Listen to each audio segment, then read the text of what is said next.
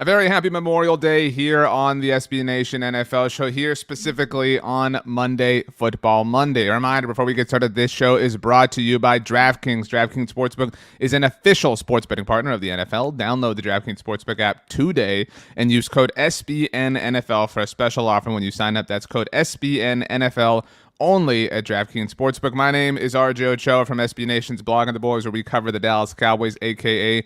America's team. Today is about the U.S. of A. It is Memorial Day. Want to extend our deepest gratitude for the men and women, the brave men and women who have served our country. There's a lot going on in the world and in the United States right now. We hope that some conversations about football can be a little bit of a distraction for you. So this is Monday Football Monday. We're here, shocker, every single Monday. You can watch us live on the SB Nation NFL Twitter page, Facebook page, or YouTube channel. And of course, listen to us wherever you get your podcasts, Apple devices, Spotify, et cetera, et cetera. Subscribe, leave a rating, write a review. Those things help us out very much. I say us because it is me, RJ Ochoa, Rachel Prevet, our fantastic producer. And joining me as always, he put his internet together this morning with, I think, some twigs, some scotch tape, some Elmer's glue, and some good old-fashioned elbow grease. The one and only from SB Nation's Arrowhead Pride. It is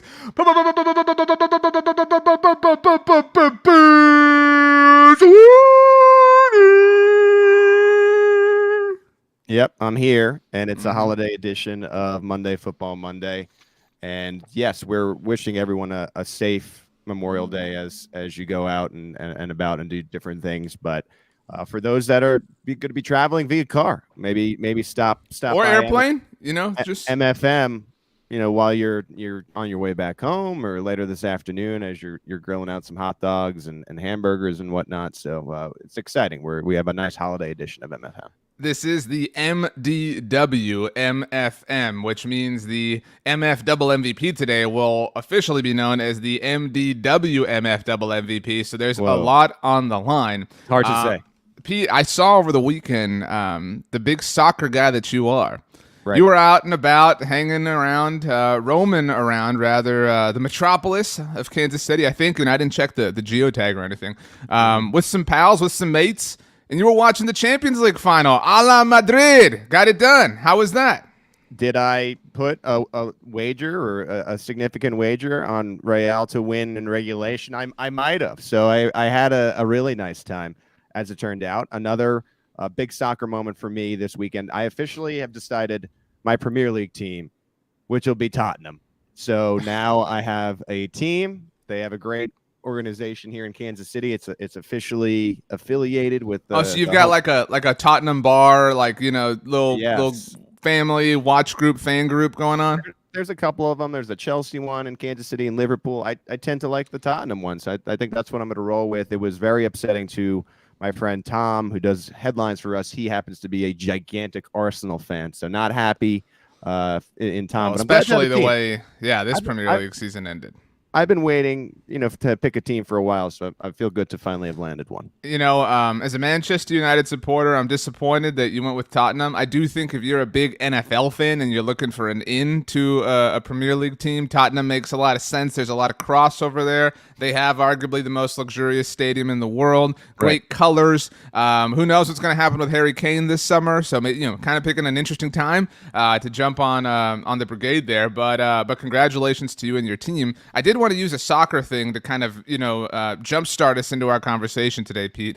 Tottenham, big year, again, much to the chagrin of your Arsenal friend, playing in the Champions League next year by way of their finish this past season. Disappointing end for my Manchester United, as mentioned, but that's the positive end of the soccer spectrum, right? You finish top four generally. You get to play European soccer, football the following year at the highest level in the Champions League. But the other end of that spectrum, where people are more, I think, akin to the understanding based on all the education that Ted Lasso has provided us, is relegation, right? If you're a bottom feeder team, you don't finish high enough, you get relegated to the lower division. You got to fight and earn your way back. Did you see what happened with Saint Etienne over the weekend, Pete? Oh no, I did not. Saint Etienne, a French soccer/football team, was relegated. That's again a really disappointing blow to an organization, to a franchise, so to speak. And just this really was terrible. Some fans, some supporters in outrage seemingly stormed the field and shot and threw flares at their own players, like out Whoa. of pissed offness. They were so upset that their team had been relegated. They were throwing flares at them as they exited the field. Just a horrible, horrible scene. Now that is the extreme end of a lot of spectrums. But Pete, the overall emotion involved here is frustration and disgustedness rather, with your team. There's nothing like that. There's just nothing like, how could you do this to me? I'm your fan. How could you disappoint me? How could you upset me so much? And so a few weeks ago, big hit episode we did, top 10 teams or teams that are likely to be in top 10 contention around the National Football League. Today is the other end of that spectrum, Pete. Who are the teams that are going to be in the bottom 10, the bottom third, as we like to call it here on Monday Football Monday? I'll kick it to you. You want to throw us 1, 2, 3? I mean, how you feeling? How many darts you want to throw right now? Well, I think there are some obvious ones. So I think it's important to get those out of the way first. And to me, that would be the two teams with seemingly no quarterback. Can I guess the two you're talking about? Sure. Okay, so you're talking. Give me like describe them. They have no quarterback. Is that the only clue you want to give me? Well, they have these are both two NFC teams. Okay. And they have had ties to a certain Cleveland quarterback. We are talking about the Seattle Panthers and Carolina Seahawks. Well, you almost had it there. You just had the names reversed. But to me, the NFL, and I say this constantly on the show, the NFL is all about quarterback or nothing. It is almost, I think, more than 50% of what makes you a good NFL team. And when you're rolling out Sam Darnold and trying to sell him as a possible starting quarterback, and then when you go to Seattle and it's we have Drew Lock there, and who's the other? Geno Smith. Not great, and likely to be bottom 10. I have, Washington, Atlanta, and Houston could be in that consideration, but I just think when it comes to just dismal situations, it starts with Seattle and Carolina. I think you're right. That's certainly the tip of the iceberg.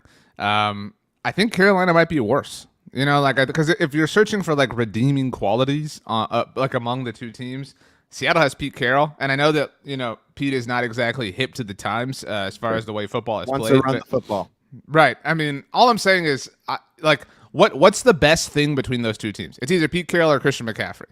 And I trust Pete Carroll more, right? Ultimately, strong name, by the way, Mr. Carroll has. And so I'll lean Seattle. I think Carolina could be the worst team in the NFL. I think they could be really disappointing. And the other thing too is Seattle also plays, this means nothing, but they're a far more respected franchise, right? They're a far more enjoyable franchise. Even when these bad teams play primetime games, there's still an enjoyable quality to watching respectable teams, and the Seahawks kind of have that, right? I don't mind watching games in their stadium. They got good uniforms. The Panthers have nothing going on. You know what I mean? The Panthers are the new, how the often referenced joke is oh, that Titans Jaguars Thursday night football game. That's the territory that the Panthers are living in at the moment. Right. And I know there's a scenario, and they've been connected to Baker Mayfield this entire offseason. So I don't know. I still add Baker Mayfield to that team in my mind, and I unfortunately would still consider them to be a bottom 10 team. It just is, I don't know. Of all the teams in the NFL, the Panthers screams to me the most obvious that they're going to be having wholesale changes in their head coach. And I have no doubt about it in my mind at the end of the season.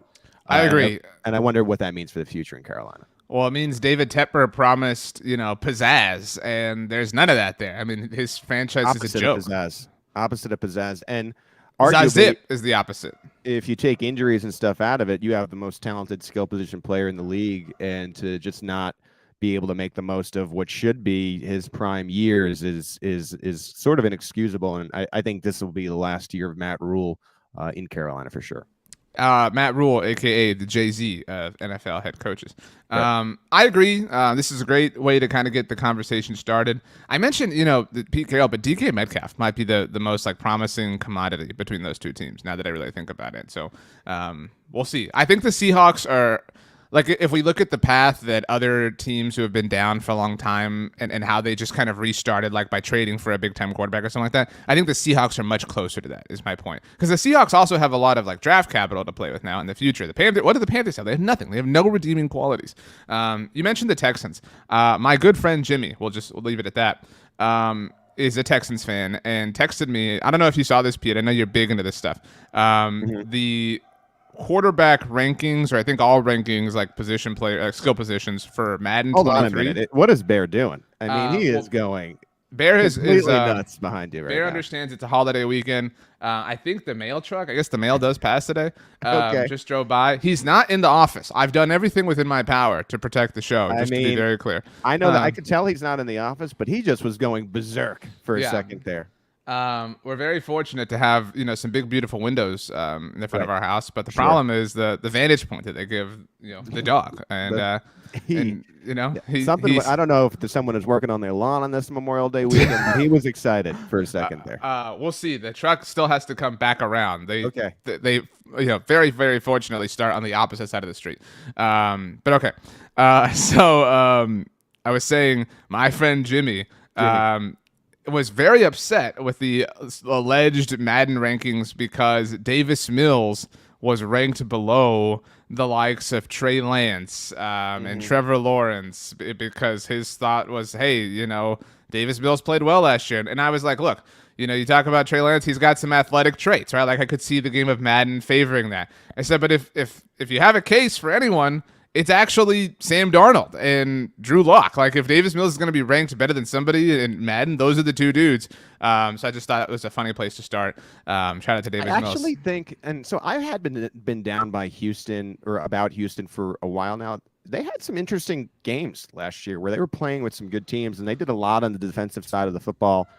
This year they have Brandon Cooks back in the mix. Davis Mills looked like he could be an average starter in the NFL. So I think in a scenario where, in Houston, you'd probably want to be among the bottom teams to continue to reset your franchise. I think this might be one of these teams that goes 8-9, and maybe 7 and what would be 7-10, play a spoiler, and then really puts itself in the middle of the draft, which is where you don't want to be as you're rebuilding.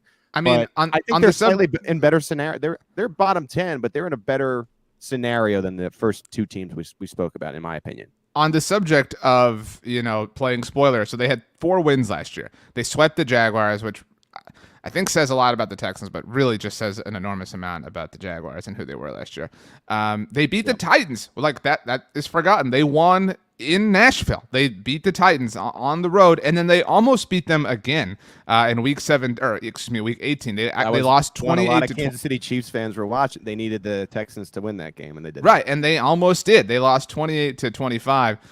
Their other win, and I mean, everyone who has heard me here on the SB Nation NFL show and otherwise has heard me banging this drum. We do not in any way, and this is where Chiefs Kingdom has started to embrace me, Pete. We do not hold the Chargers accountable for losing to the Texans. We don't. Like we're so quick to say, and rightfully so. Oh, the Colts lost to the Jaguars. The Colts lost to the Raiders. Blah blah blah. The Chargers lost to the Texans. Like the Texans with Davis Mills. Like, and they didn't just lose. The Texans hung 41 points on them. They had 437 yards of total offense. I mean, like the Texans. And this was on December 26th. This is a really impressive performance by them. I think. So I don't know if you saw this. You're a big fan of Tottenham Hotspur, so Tot, but big fan to Nottingham Forest. Nottingham Forest promoted over the weekend to the Premier League. Our squads will get to see them next year. I think the Texans might have the largest likelihood of the bottom 10 to get promoted to the top 2/3. Right, and I agree. And when the Spurs come marching in, I do have to say that as a new fan. And come on, you Spurs. That's your thing. I mean, I'm telling you, I'm here to help you.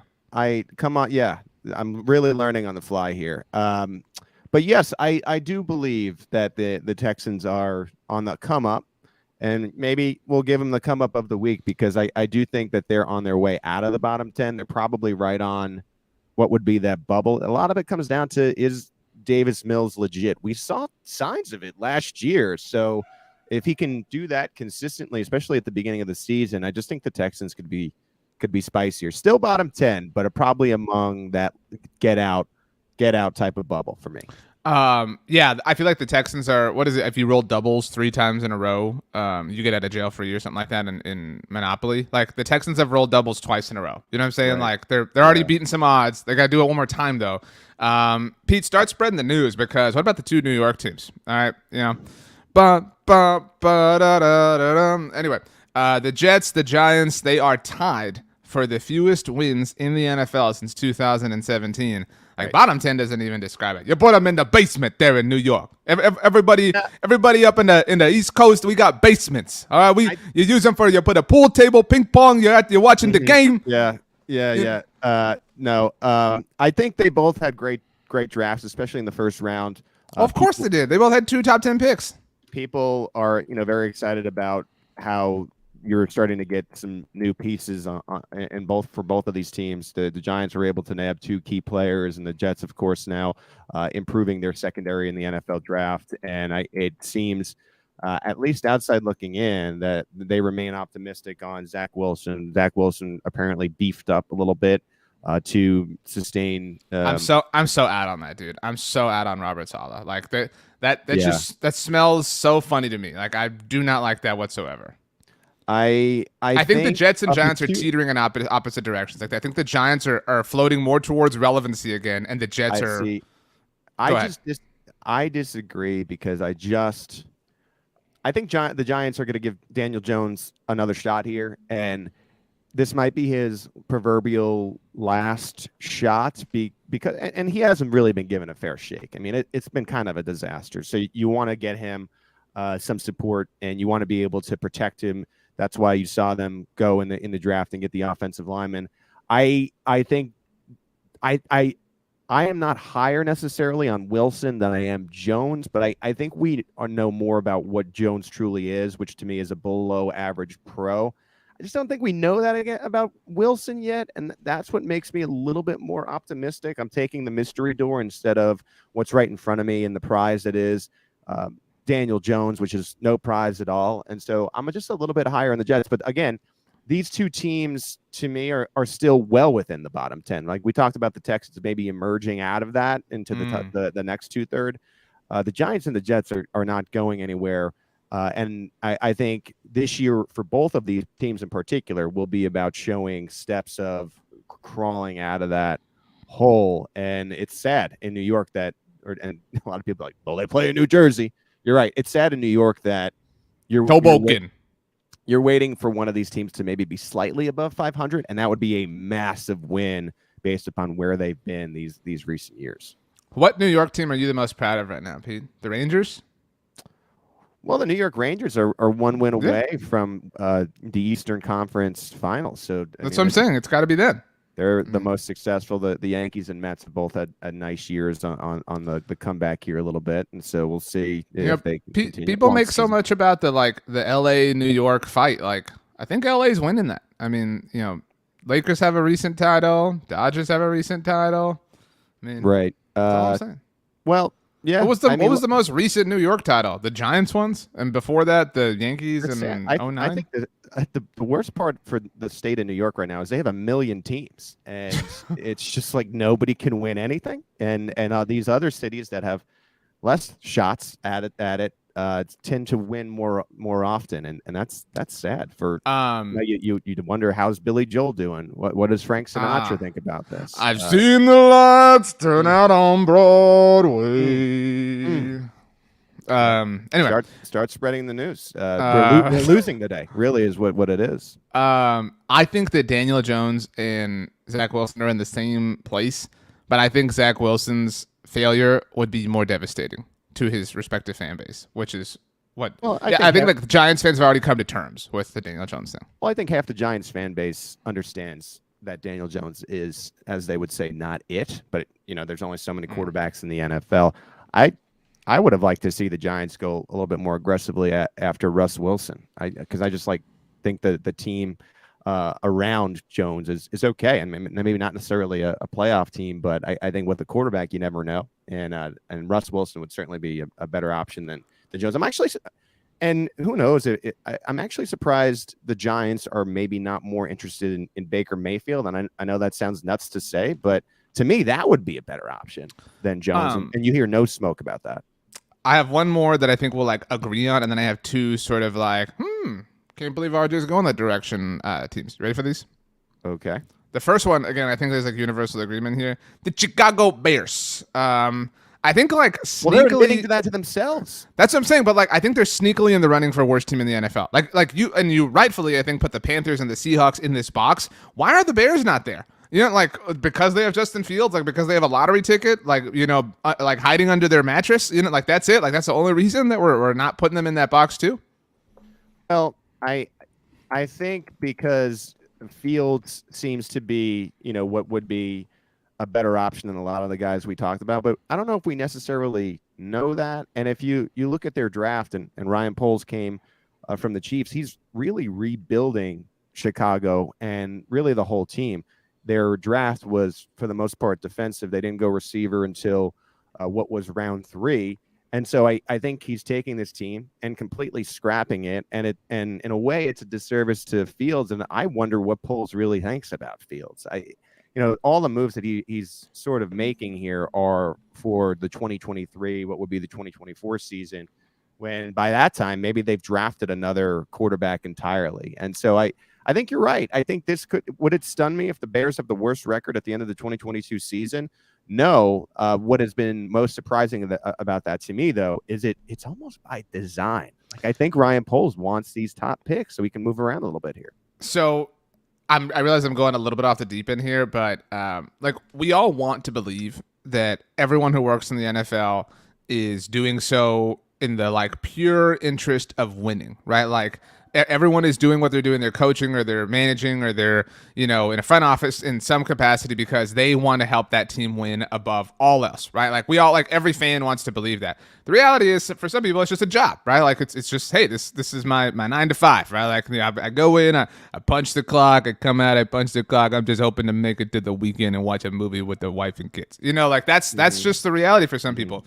And I've said before, there's no way to like, sort of buy time, like to flip the hourglass upside down if you're an NFL head coach, then obviously like drafting a quarterback number 1 overall. Because you can always say like, we need time. We need time to develop this quarterback that just buys you another year or two, right? And I think that if you're in the interest of maximizing the amount of time you can work for an organization, you do what Ryan Poles is doing. You come in, you say, okay, look, this isn't our guy, this isn't our quarterback, but we're just going to see. Yeah, we believe in him, but you start to kind of tear down, and so it's going to take like 2 years, right? That's going to happen to the Bears, and then what's going to happen? They're going to flip the hourglass upside down. Now we got our guy, and then, the talk and the chatter is, well, we have to give Poles and Eberflus or whoever time because they didn't have their guy before. They had the preview. They had Ryan Pace's guy. They don't have their guy. Like, I think this is partly in the interest. I'm not like accusing him of this, but like, this is how you buy time. And this is treading water. I feel also, too, I feel for the fans of the Chicago Bears because they have been in not my guy zone now for north of 5 years. And it's just another extension of that. And then finally, you would hope at some point this regime finally does have their guy. And when is that going to be? Is that going to be in the draft next year when apparently the quarterbacks are going to be a little bit better than came out this year? It seems like it. So maybe finally, after the 2023, 2024 NFL drafts, you feel like, okay, we're finally going to be competitors again. But again, this is a certain bottom 10 team. And what sucks, again, for Bears fans, I think Poles is doing it by design to enhance these picks. And it's not like, you've heard rumblings about coaches being paid to lose. I don't think it's that far, but it's just not having the necessary pieces in place to be a winning team this year. And kudos for him to recognizing the advantage of that, because we've talked about like the Minnesota Vikings they're always just stuck in purgatory. I feel that the Texans are entering that area, and that's a tough place to be because you never get the premium picks you need to become one of these elite teams. And again, I'm not like applauding the strategy one way or the other, but like I do think there is some at least intellect towards recognizing, hey, Aaron Rodgers exists, right? Like we're trapped, like we just have to wait this thing out. It sucks, but we do. Like I think your hope, if you're the Bears, is that you can be the Bills, right? Like as soon as Aaron's gone, like the way Tom left, there's your window. And people are quietly high on the Lions now. again, and I think that's a little absurd. Now, do I agree that they're not going to be bottom 10? Maybe. I don't know if I'm there, but it's a competitive division. That I think you're right in that sense. And as the clock continues to tick, every division continues to slowly but surely get better. I don't know if Jared Goff is necessarily the answer, but the Lions should be better this year, and that's another tough 2 games you got to try to win there. That's another quarterback who I said, maybe Davis Mills should have a better Madden rating than Jared Goff. Just Super Bowl quarterback, Jared. That's true. Okay, so these are my last two. And these are two kind of like, whoa, are you sure? These are just making me think. The first one, peace up, A-Town, the Hotlanta Falcons. Why are we not putting this team squarely in the bottom 10? Because of Marcus Mariota, right? What is there? Were we impressed by Arthur Smith last year? No. They've lost also Calvin Ridley, and I mean I know that he wasn't playing for most of last year, half last year, however you want to look at it, but now he's gone. They have Kyle Pitts, cool. What else you got? I mean, what reason? AJ Terrell, awesome, but what reason should we believe in this team? They do think that they got the best receiver in the draft in Drake London, but to your point, now you have Marcus Mariota, who has played in multiple places as a backup and really was never given the nod. I thought it was interesting when Mariota went to the Raiders because I've never really been that high on Derek Carr, so I wondered if maybe he could find his way in a starting role there. It didn't work out for him. Now he could get Mariota'd the way Mariota did. But here's the thing, and this is what the worst part about the Falcons is. Their offense now runs through Cordarrelle Patterson, right? Who, and again, we're always relating things to things we know. He reminds me a lot of a Julius Randle. It's like an older breakout player. There is no guarantee that Patterson, at the age I think it's 29, right? This is not a young pup. This is an older player, an older type of running back, wide receiver, wide back, whatever you want to call him. There's no guarantee that they're once again going to be able to run the offense through him. And you might say, okay, well, they have Kyle Pitts. Yeah, but again, it's Mariota, and you have all of these unproven receivers who have never been that guy. We talked about London, who is going to be in his rookie year. Ridley is suspended. So you have Brian Edwards and Olamide Zaccheaus is the other one. And it's just unproven guy after unproven guy. And so I would tend to agree with you. It's hard to think that the offense is going to be good enough to have more than 5 wins. And that is certainly square in the bottom 10. So I like the pick by you. I will say this, and then we'll get to the question from York. Sorry for butchering Zaccheaus' name, by the way. I didn't have the pronunciation in front of me. I think it's super lame, in general. And people talk so much about how the NFL is a who business. People throw out all the nepotism that runs rampant, certainly when it comes to the coaching profession. But it is so much a who thing. And I think I feel bad because I greatly admire Frank Reich, the person. Frank Reich is really doing some lame football things, bringing in Carson Wentz, now bringing in Nick Foles. Dude, it just let it go. This right. this doesn't happen just because. And people love it's such low hanging fruit to be well, Frank Reich and Nick Foles together, and. I don't know why we're not doing the same thing with Arthur Smith. I know he was the tight ends coach in Tennessee for a majority of Mariota's time with the Titans, but that's all this is. That's just well, he was the guy. He was really good when I was in Tennessee, so I'm going to bring him in and he's going to be really good again. No, what reason? I agree that Marcus. No, go ahead. Mariota is an interesting idea, right? There's certainly some elements to who he can be that are intriguing. I want to watch it. I really do. As a viewer, as a fan, I'm intrigued by it. But to stake your job on the line for this, I think that's bold and suspect. And I realized that the Falcons were in a position where they kind of had to make lemonade really quickly out of some lemons because they chased Deshaun Watson and Matt Ryan and all this stuff. Incidentally, Frank Reich involved in that as well.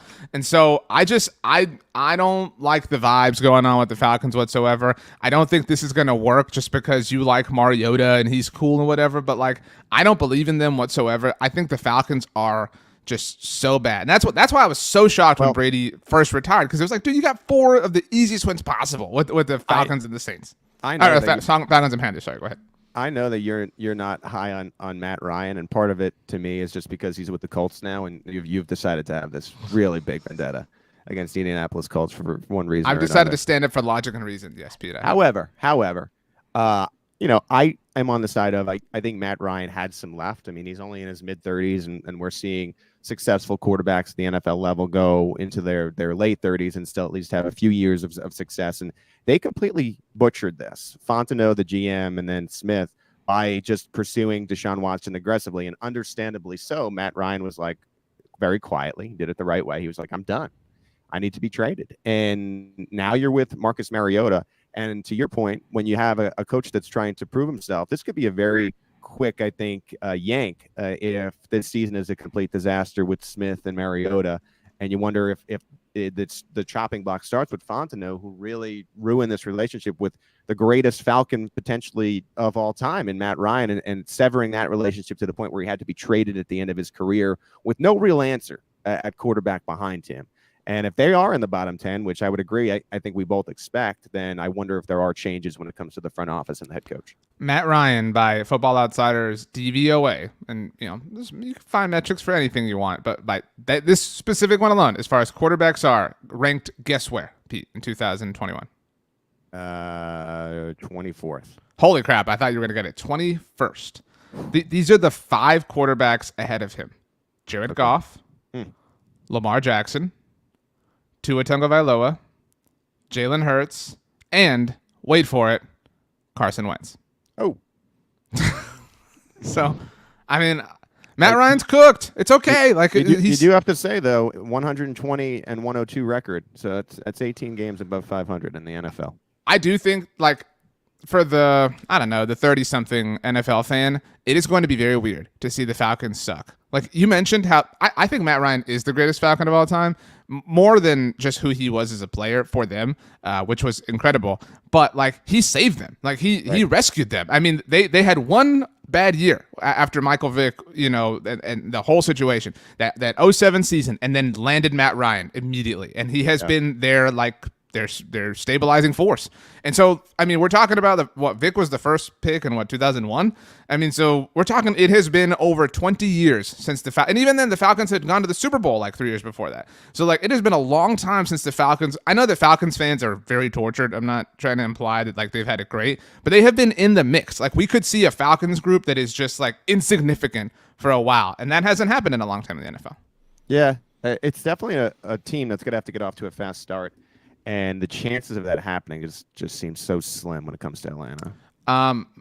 Quick question before we get to my last team, Pete. Yorkshire Jags asks, how much are the bottom 10 teams dictated by the division they are in? How much did that impact your decision making? Well, I mean, there were tougher divisions out there, right? So, the schedule is going to be a bit harder, and especially if you finish second or third last year and you're playing just some higher quality teams based upon that schedule. Those tend to be the teams that you look out for when it comes to the scheduling of maybe there's a mismatch, especially if there were changes at the most important positions and they're still expected to maintain that level like that.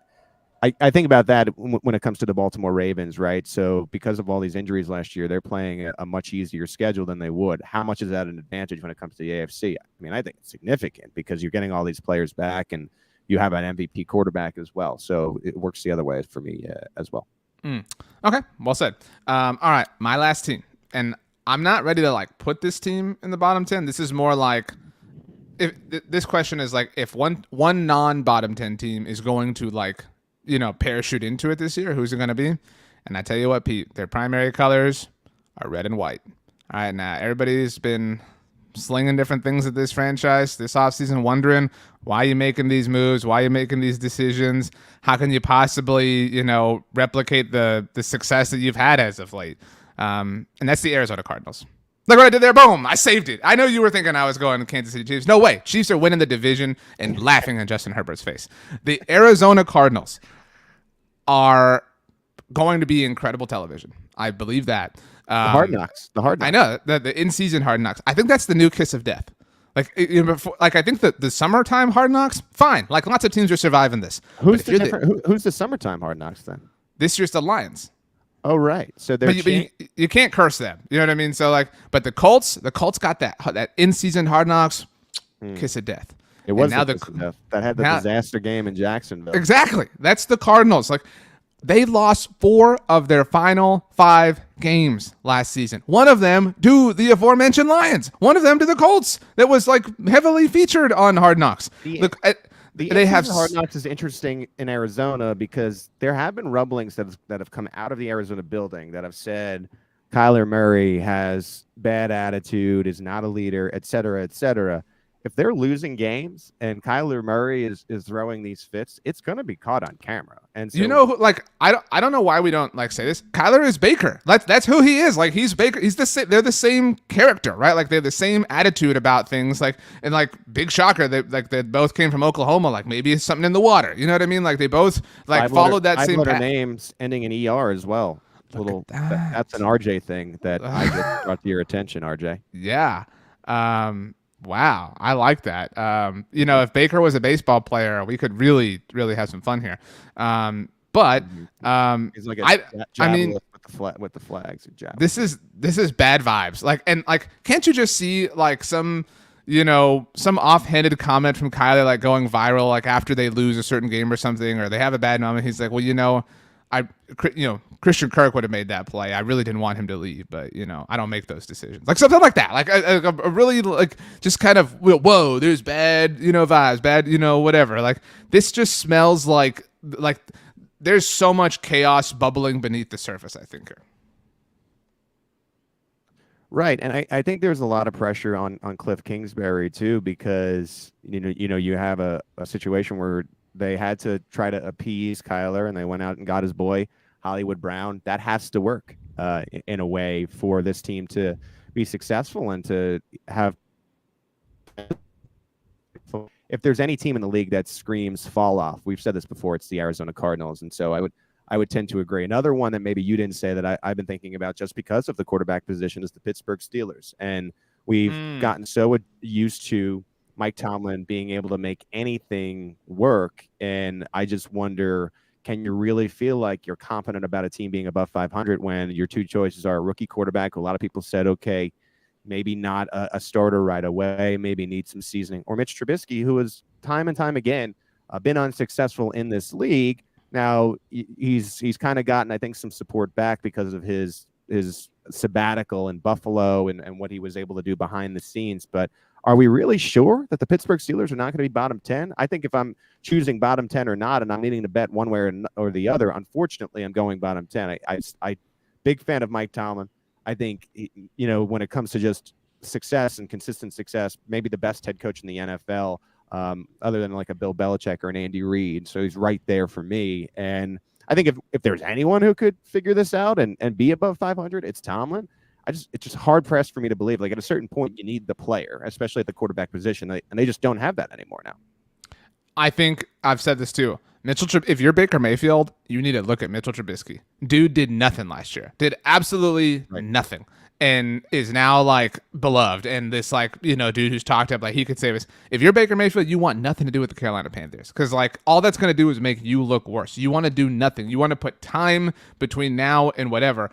I agree. I think Mike Tomlin would be a fantastic guest on Chopped. Right, because it's hey, we need you to make a delicious meal with cottage cheese and maple syrup, and he would find a way. That's what he does. But you're right. At a certain point, does that end?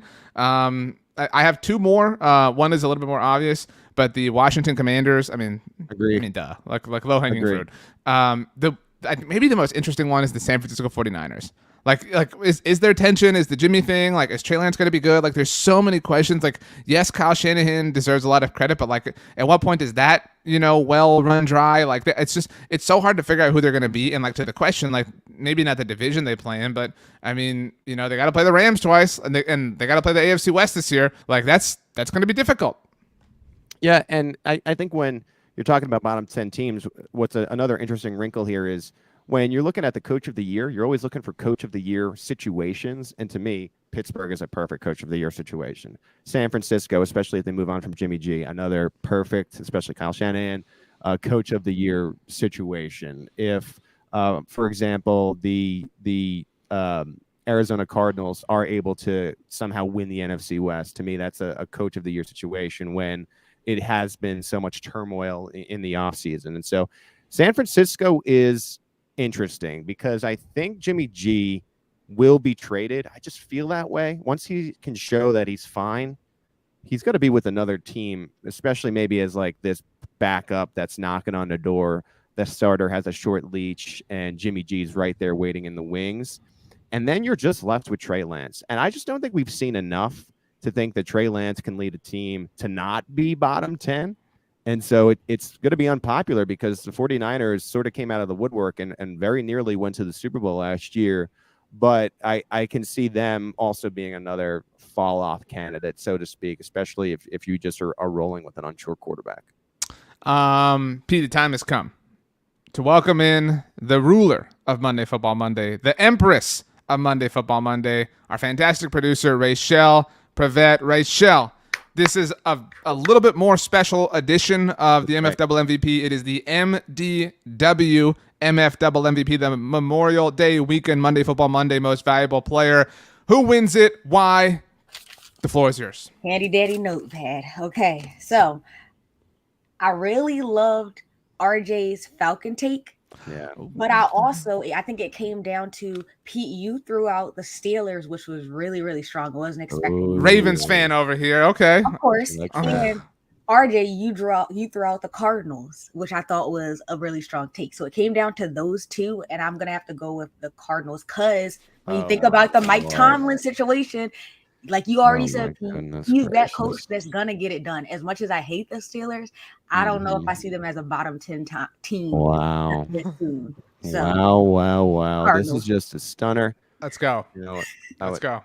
I mean, we're doing the podcast and Pete, look, I know the floor is mine. The floor is mine. Last week you were like, I got all these MFW MVPs on my mantle, blah, blah. You know what you don't have, Pete, and what you won't have for at least one whole year is an MDW MFW MVP. This is like when you open the trading cards and you get that super rare one. Okay. I have the rarest MFW MVP to date so far. There will be rare ones, right? Like there will be one that is kind of like you know the Thanksgiving awards that Fox and CBS hand out. There'll be one shaped like a turkey. There'll be one shaped like a Christmas tree. We'll have some special ones. Maybe you have an exemplary performance there, but I have the most coveted MFW MVP so far, the MDW MFW MVP, RJ Ochoa. First and last time I say that the Baltimore Ravens could quietly win the AFC. That's the first and last don't be a time hater. I say that. Just know, Rachel, I'm not a sore loser. I lose with grace. You know. Thank you. And I win with grace. I win with humility and grace. Well, thank you, everyone, for hanging out with us today. We hope you have a very happy and a very safe Memorial Day weekend. Hope there's burgers and hot dogs in your life. Last question for each of you. Rachel, you get to go first because you're better than Pete. How do you dress your burger? What goes on it? Cheese and ketchup. That's it? That's it. Okay, Pete? Cheese, lettuce, tomato, onions, ketchup, mayo. We're dressing that thing like a Whopper Jr., baby. That's the type of thing that I want. And don't forget those pickles. Yum. So you're making it seem like a big deal, and you're dressing it like a Whopper Jr. So you go with like a small version of a burger. I'm a big slider man. I like the little burgers, and you have a couple of them as opposed to the big one. And so, yeah, So do you order multiple Whopper Juniors instead of a regular Whopper? Oh, yeah. I get 2 Whopper Juniors instead of just the Whopper because I just am a big fan of the small. You like to feel like a giant, right? Like to hold them in your hand. Say, fee, fi, fo, fum. Give me the Whopper Junior, son. Love it. I put pepper jack cheese, onions, and bacon on mine. Okay. But Pete, send us home with your giant voice. Say anything you want in that fantastic giant voice. Send us home. Fee, fi, fo, fum. See you for the next Monday Football Monday, Mom. I know my mom's listening.